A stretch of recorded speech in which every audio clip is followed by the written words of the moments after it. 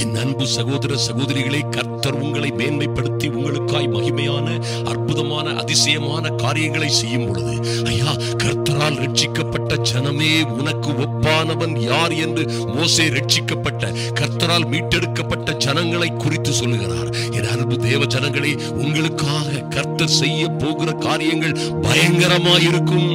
இன்று நீங்கள் எந்த சூழ்நிலையில் இருந்தாலும் சரி, எத்தனை உபத்துகள், ஆபத்துகள், எத்தனை துன்பங்கள், சோதனைகளிலே இருந்தாலும் சரி, நிச்சயமாய் கர்த்தர் உங்களுக்காக உங்களை மீட்டெடுத்து உங்களை தெரிந்து கொண்டு உங்களை அழைத்து பரிசுத்தப்படுத்தினாரே, அந்த ஆண்டவர் உங்களை மீதியாய் வைத்தாரே. உங்கள் குடும்பங்களிலே, உங்கள் சாதி ஜனங்களிலே, உங்கள் கூட்டங்களிலே இருந்து உங்களை தனிமையாய் பிரித்தெடுத்து வேறுபடுத்தி உங்களை மறுபடியும் பிறக்கச் செய்தவர்களாய் உங்களை தெரிந்து கொண்டாரே. நீங்கள் எப்படி இருப்பீர்கள் என்று கர்த்தரை சொல்லுகிறார். மீகா 5:8 சொல்லப்பட்டிருக்கிறபடி, யாக்கோபிலே மீதியானவர்கள் சிங்கம் காட்டு மிருகங்களுக்குள்ளே இருக்கிறதற்கு சமமாகவும், கடந்து போய் மிதித்து தப்புவிப்பார் இல்லாமல் பீறி போடுகிற பாலசிங்கம் ஆட்டு மந்தைகளுக்குள்ளே இருக்கிறதுக்கு சமானமாகவும், ஜாதிகளுக்குள்ளே அநேக ஜனங்கள் நடுவிலே நீங்கள் இருப்பீர்கள் என்று கர்த்தர் சொல்லுகிறார்.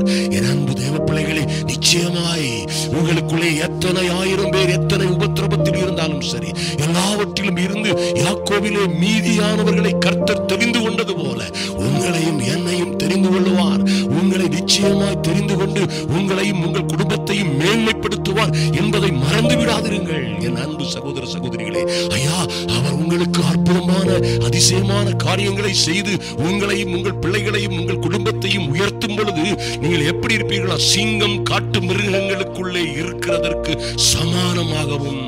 ஓ மைட்டி காட், பாருங்க, ஆட்டு மந்தைக்குள்ள அப்பாவியா இருக்கிற, பரிதாபமாய் இருக்கிற ஆடுகளுக்கு மத்தியிலே ஒரு பாலசிங்கம் எழும்பி நிற்பது போலவும் நீங்களும் உங்கள் பிள்ளைகளும் எழும்பி தைரியமாய் உயர்ந்து சிறந்திருப்பீர்கள் என்று கர்த்தருடைய வார்த்தை சொல்லுகிறது. நீங்கள் இன்று எத்தனை அற்பமாய் எண்ணப்பட்டவர்களாய் இருந்தாலும் சரி, உங்களுக்கு நடக்க போகிற காரியங்களை கர்த்தருடைய ஆவியானவர் தீர்க்க தரிசனமாய் எழுதி வைத்திருக்கிறபடியே உங்களுக்கு நடக்கும்.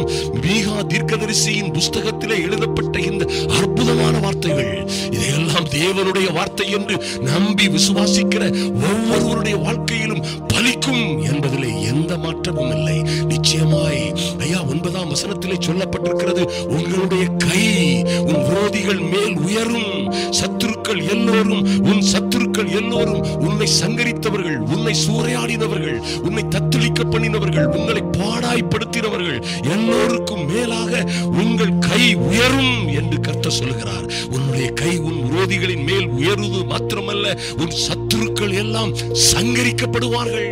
என் அன்பு தேவ பிள்ளைகளே, நிச்சயமாய் அவரின் மேல் விசுவாசமாயிருங்கள். கர்த்தர் நிச்சயமாய் அவர் சொன்ன அற்புதமான அதிசயமான காரியங்களை உங்கள் வாழ்க்கையிலே நிறைவேற்றுவார். எந்த சூழ்நிலையில் இருந்தாலும் சரி, எத்தனை ஆபத்துகள், உபத்திரவங்கள், சிக்கல், சிரமங்களிலே அகப்பட்டு தவித்துக் கொண்டிருந்தாலும் சரி, ஒருவேளை நீங்களே அல்லல்பட்டு பயந்து கொண்டிருந்தாலும் சரி, பயப்படாதிருங்கள், தைரியமாயிருங்கள்.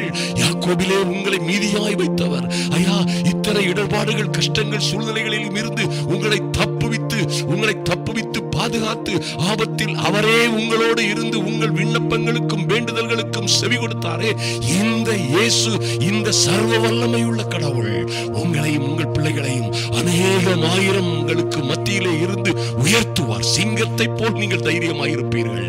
ஆதலினால் தான் வேதத்திலே சொல்லப்பட்டிருக்கிறது, பாருங்க, சிங்கம் காட்டு மிருகங்களுக்குள்ளே உற்சாகமாய் தைரியமாய் கம்பீரமாய் இருப்பது போல நீங்களும் உங்கள் பிள்ளைகளும் வாழ்ந்து வளர்ந்து சிறந்திருப்பீர்கள். இதில் எந்த சந்தேகமும் இல்லை. நிச்சயமாய் கர்த்தர் உங்களை அப்படியே ஆசீர்வதிக்கும்படியாய் அன்பின் ஆண்டவரும் அருமை இரட்சகருமாகிய இயேசு கிறிஸ்துவின் நல்ல நாமத்தினாலே, ஐயா, இவர்களும் இவர்கள் பிள்ளைகளுமாய் வாழ்ந்து வளர்ந்து மேன்மை அடையும்படியாய், மகிமை அடையும்படியாய், எவ்வளவாய் சிதறடிக்கப்பட்டார்களோ, சிறுமைப்படுத்தப்பட்டார்களோ, எவ்வளவாய் வெட்கப்பட்டு போனார்களோ, அந்த இடத்தில் கைவிடப்பட்டு நிற்கிற அந்த இடத்தில் இருந்து என் தேவனாகிய கர்த்தர் இவர்களை உயர்த்தி, சிங்கம் காட்டு மிருகங்களுக்கு மத்தியிலே கம்பீரமாய் நிற்பது போல, ஆட்டு மந்தைகளுக்கு மத்தியிலே பாலசிங்கம் கம்பீரமாய் எவனுக்கும் எதற்கும் யாருக்கும் அஞ்சாது இருக்கிறது போல இவர்களையும் இவர்கள் பிள்ளைகளையும் நீ உயர்த்தி மேன்மைப்படுத்தும்படியாய் உம்முடைய சமூகத்திலே ஒப்புக் கொடுக்கிறேன். கர்த்தர் சொன்ன வார்த்தையின்படியே நடப்பதாக எங்கள் இயேசு கிறிஸ்துவின் நாமத்தினாலே